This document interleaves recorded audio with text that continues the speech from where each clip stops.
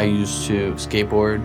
I used to play lacrosse. I was a freshman on varsity. I was always very athletic, played basketball, played soccer. I was definitely go, go, go all the time. I was involved in a lot of different activities, whether it be sports or clubs at school. And then it was like all of that somewhat stopped. I was diagnosed with a non-germinoma germ cell tumor in my pituitary and my frontal lobe. I was diagnosed with systemic lupus erythematosus in April 2017. When I heard I was diagnosed with cancer, it was heartbreaking.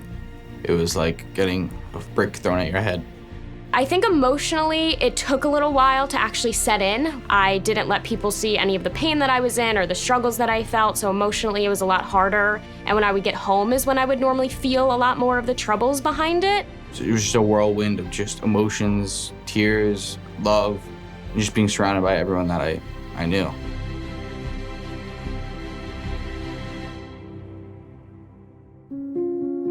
I always get that question about like, how are you so happy? Or like some people don't realize that anything is wrong, and that's kind of my goal. I almost look at it, as weird as it sounds, as like you can either laugh or cry, and I choose to laugh. Why take something that like could be really negative and like let it completely ruin everything when you can do so much with it?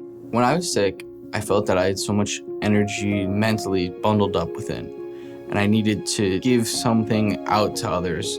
After I was diagnosed, I still wanted to kind of keep that positive mindset in other ways. So the blankets came about that we kind of term Meredith's favorite blanket. When I was going for treatment, we were sad to know that they didn't make Mediport adaptable clothing for children.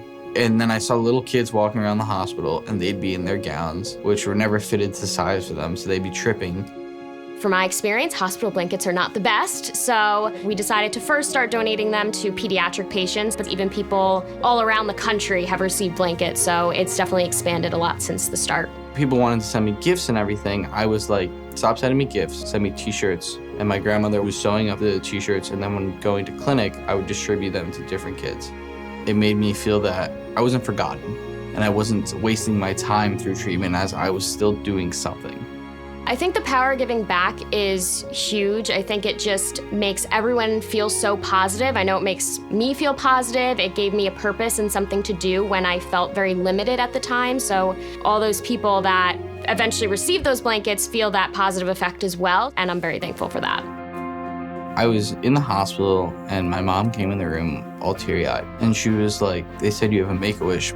So when thinking of a wish, no item could sum up the process of going through cancer treatment. So my Make-A-Wish was to interact with Disney executives, as I wanted to learn from them and understanding how to reach so many people. I just wanted to know like how to correlate a journey in touching people's hearts, but also helping others.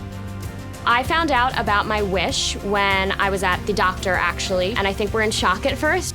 For my wish, I chose to meet Pope Francis. Meeting him was, I describe it as an out-of-body experience because it was just so surreal. Some parts I feel like I almost blacked out at parts because it was that awesome and you're just in so much shock, but it was an absolutely surreal experience. Seeing her experience the wish, it was unbelievable. I think the wish, it's that initial experience, but it stays with you forever.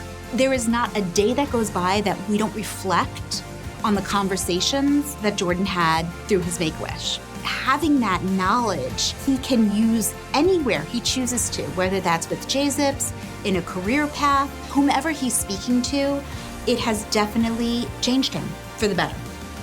Finding out that I was chosen to host the Make-A-Wish Gala, it's an honor that I could never imagine. Knowing that it's not only me who's been impacted by Make-A-Wish, but it's everyone, and that I get to be the one that speaks for them, it makes me feel amazing. I was so flattered when I was asked to host the gala, just because Make-A-Wish is such a phenomenal organization, and it means so much that I'm able to share my story and just show people the power of a wish and the power that Make-A-Wish has to really change people's lives.